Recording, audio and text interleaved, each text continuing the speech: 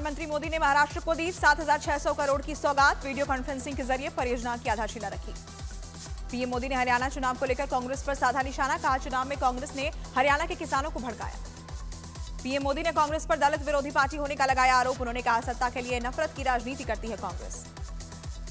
हरियाणा में जीत के बाद सीएम नायब सिंह सैनी ने पीएम मोदी से दिल्ली में की मुलाकात। बीजेपी की जीत में नायक माने जा रहे नायब सैनी। हरियाणा चुनाव में बीजेपी ने जीत हासिल की। बीजेपी ने 48 सीटों के साथ हरियाणा में लगाई जीत की हैट्रिक। कांग्रेस 37 सीटों पर सिमटी। हरियाणा चुनाव में मिली जीत पर दिल्ली में बीजेपी मुख्यालय में मनाया गया जश्न। बीजेपी अध्यक्ष जेपी नड्डा बोले, पीएम के नेतृत्व पर जनता ने भरोसा जताया। हरियाणा के सीएम नायब सैनी जीत के बाद पार्टी अध्यक्ष जेपी नड्डा से मिलने उनके आवास पर पहुंचे। इससे पहले राष्ट्रपति से भी मिलने पहुंचे थे सैनी।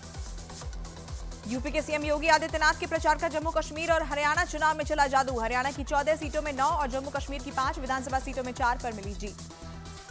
हरियाणा में प्रचंड जीत के बाद मुख्यमंत्री नायब सिंह सैनी ने मां का लिया आशीर्वाद। कहा, कांग्रेस का झूठ उजागर हो गया। हरियाणा के नतीजों पर कांग्रेस ने उठाए सवाल। कहा, यह तंत्र की जीत और लोकतंत्र की हार है।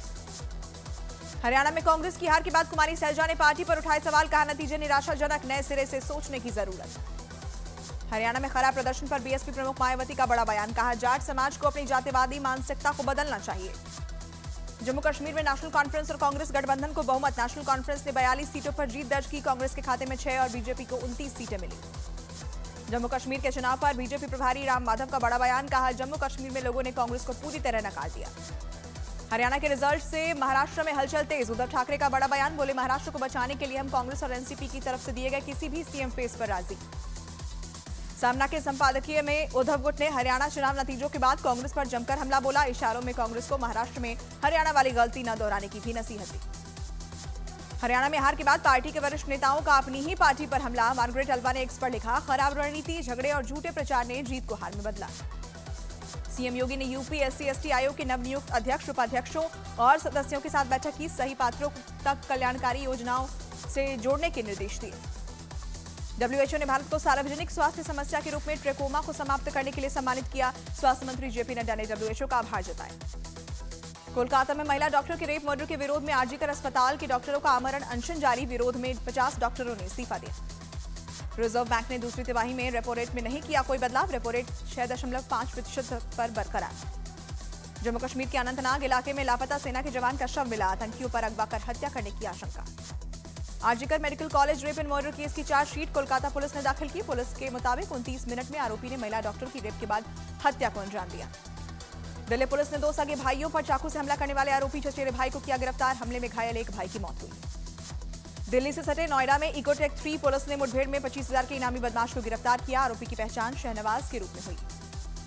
बिहार के मुजफ्फरपुर में पिस्तौल की नोक पर महिला से गैंगरेप की कोशिश। विरोध करने पर आरोपियों ने महिला से मारपीट की। यूपी के अमरोहा में एसिड अटैक से पीड़ित नाबालिग छात्रा की मौत। आरोपी पर सख्त कार्रवाई की मांग को लेकर परिजनों ने प्रदर्शन किया। 2 आरोपी गिरफ्तार। यूपी के हापुड़ में बेटियों से छेड़छाड़ का विरोध करने पर पिता की हत्या। पुलिस ने हत्या के 5 आरोपियों को गिरफ्तार किया। राजस्थान के भिवाड़ी में एसपी की लोकेशन ट्रेस करने वाले एसआई समेत 7 पुलिसकर्मी सस्पेंड। मामले की जांच में जुटी पुलिस। ग्रेटर नोएडा पुलिस ने मुठभेड़ में चोरी के आरोपी को गिरफ्तार किया। पकड़े गए बदमाश पर एडीजे बरेली के घर चोरी का आरोप है। यूपी की गाजियाबाद पुलिस ने अवैध असलहों की तस्करी के आरोप में एक टीचर को गिरफ्तार किया। आरोपी टीचर पर मेरठ से असलहे लाकर सप्लाई करने का आरोप। यूपी के अमेठी में मामूली विवाद में पूर्व प्रधान की पीट कर हत्या। मौजूदा प्रधान प्रतिनिधि और उसके परिजनों पर हत्या का आरोप। यूपी के आगरा में डिजिटल अरेस्ट का एक और मामला आया सामने। साइबर ठगों ने एक महिला को डिजिटल अरेस्ट कर बैंक खाते से 93,000 रुपए निकाले। यूपी के महाराजगंज में नेपाल बॉर्डर से घुसपैठ की कोशिश करते ब्राजील के नागरिक को गिरफ्तार किया गया। घुसपैठिए से पूछताछ में जुटी पुलिस।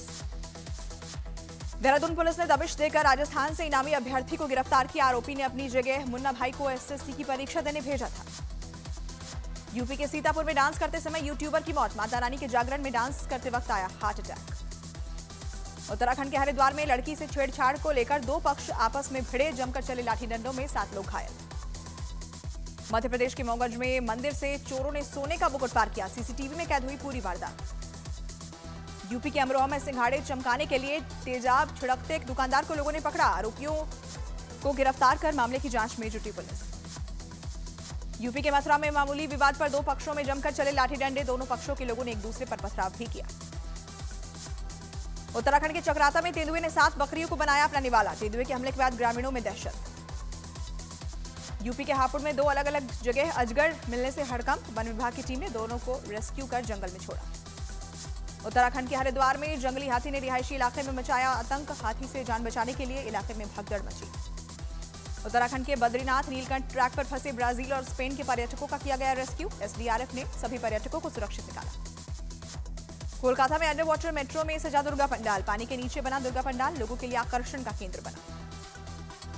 बिहार के मुजफ्फरपुर में बागमती नदी का कहर कम होने का नाम नहीं ले रहा। बाढ़ की वजह से कई दर्जन गांव प्रभावित। बिहार के भागलपुर में कई गांव गंगा नदी में डूबे। गांव में रहने वाले लोग पलायन को मजबूर हुए।